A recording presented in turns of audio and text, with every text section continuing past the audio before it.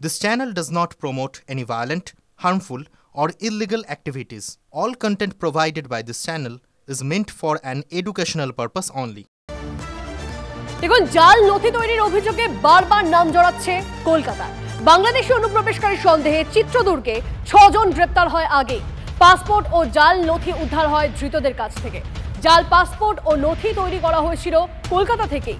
Park স্ট্রিটে ধৃত বাংলাদেশির কাছেও উদ্ধার জাল নথি।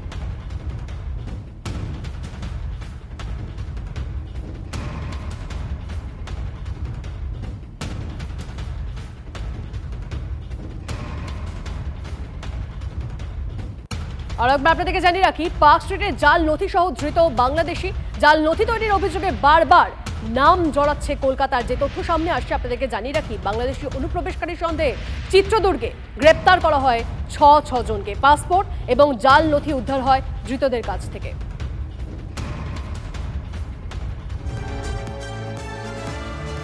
কলকাতায় মিনি বাংলাদেশ।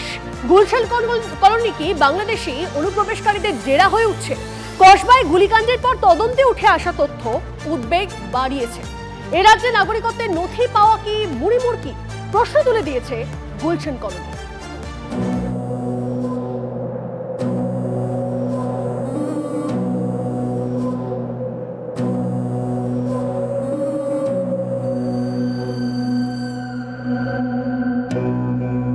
গিজগিজ করছে বাড়ি, লাফ দিয়ে এক ছাদ থেকে আরেক ছাদেও পৌঁছে যাওয়া যাবে। দুটো বাড়ির মধ্যে কার্যত কোনো ফারাক নেই। জনঘনত্বে অনেক জায়গাকে চ্যালেঞ্জের মুখে ফেলতে পারে কলকাতার গুলশান কলোনি, কিন্তু চমকে দেওয়া তথ্যটা অন্য জায়গায়। তথ্য বলছে গুলশান কলোনিতে বাসিন্দার সংখ্যা প্রায় 1,95,000 আর ভোটার সংখ্যা মাত্র 3,511। ফারাক 1,91,489। এই প্রায় 1,90,000 জন কারা, কি তাদের পরিচয়? বলা চলে প্রায় 95% লোকেরই কোনো পরিচয়পত্র নেই, আর যাদের রয়েছে সেই সংখ্যা মাত্র 3,000। এখন দেখার, এই 3,000 মানুষ ভোটার থাকা সত্ত্বেও যে বাকি 1,90,000 থেকে 92,000 মানুষ এখানে থাকছেন, তারা কোথা থেকে আসছেন এবং তাদের আদৌ পরিচয় যেটা দেখানো হচ্ছে সেটা আসল সত্যি কিনা। ভোটার লিস্ট ও বাস্তবের সংখ্যার এই বিরাট পার্থক্যের কথা মেনে নিয়েছেন 108 নম্বর ওয়ার্ডের কাউন্সিলর সুশান্ত ঘোষ। না, ওখানে ভোটার বেশি নেই, ভোটার 3,000-এর কাছাকাছি ভোটার আছে, কিন্তু লোক সংখ্যা অনেক। প্রায় 2 লক্ষের কাছাকাছি মানুষ কোনো পরিচয় ছাড়া ঘাঁটি গেড়েছে এই বাড়িগুলোতে। বাড়িগুলো নিয়েও বেনিয়মের হিসেব স্পষ্ট। কলকাতা পুরসভার সূত্র বলছে গুলশান এলাকায় বাড়ি 679টি। কলকাতা পুরসভার সূত্র বলছে এর মধ্যে 85% বাড়ি বেআইনি। সরকারি নথি অনুযায়ী এই এলাকায় জমি ছিল 152 বিঘা, কিন্তু বর্তমানে স্যাটেলাইট তথ্য বলছে জমি মাত্র 15 থেকে 16 বিঘা। জলাভূমি ছিল 18টি, এখন এসে দাঁড়িয়েছে 2টি। বাকি জমি কোথায় গেল পরিষ্কার হয়ে যাচ্ছে স্যাটেলাইট চিত্রে। 2011 সালে যে এলাকা ছিল ফাঁকা, 2024 সালে সেই এলাকায় চেনা যাচ্ছে না। এলাকাবাসীরা বলছেন যে এই এলাকায় অজ্ঞাত পরিচয় ব্যক্তিদের বেশি দেখা যায়, যারা নিজেদের এলাকার বাসিন্দা বলে দাবি করেন। আদপে কারা থাকেন এখানে?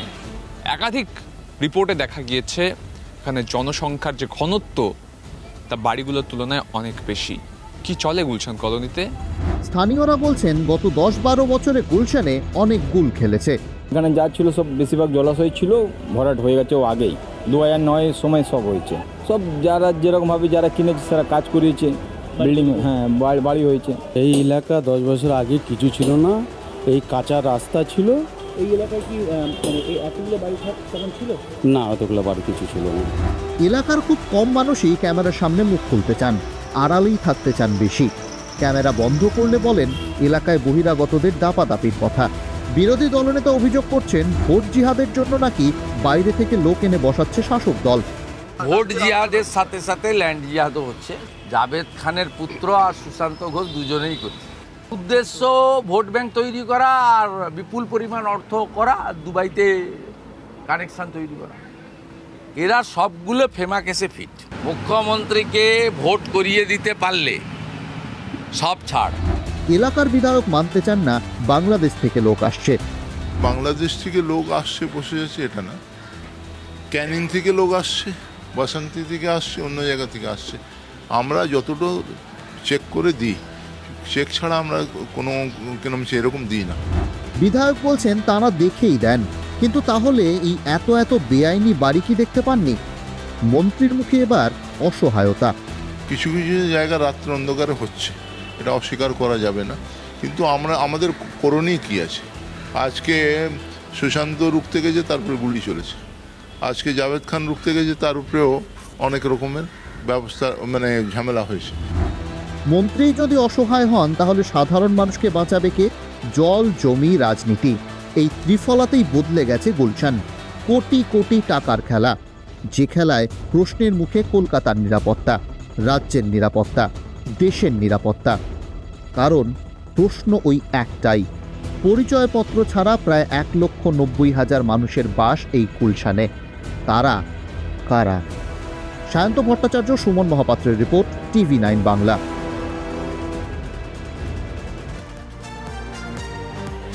বাংলাদেশ অস্থির, এপারে বাড়ছে অনুপ্রবেশ উদ্বেগ। মুর্শিদাবাদের রানীনগর থেকে গ্রেপ্তার বাংলাদেশি অনুপ্রবেশকারী, অনুপ্রবেশের সাহায্যকারী 2 দালালও পুলিশের জালে। ধৃত সাইদুল শেখ বাংলাদেশের পাবনার বাসিন্দা। আরও 2 ধৃতের বাড়ি মুর্শিদাবাদের রানীনগর ও মালদার বৈষ্ণবনগরে। তল্লাশি চালিয়ে রানীনগর থেকে ওই বাংলাদেশি অনুপ্রবেশকারীকে গ্রেপ্তার করে পুলিশ। ধৃতদের সঙ্গে আর কে জড়িত খতিয়ে দেখছে তদন্তকারীরা।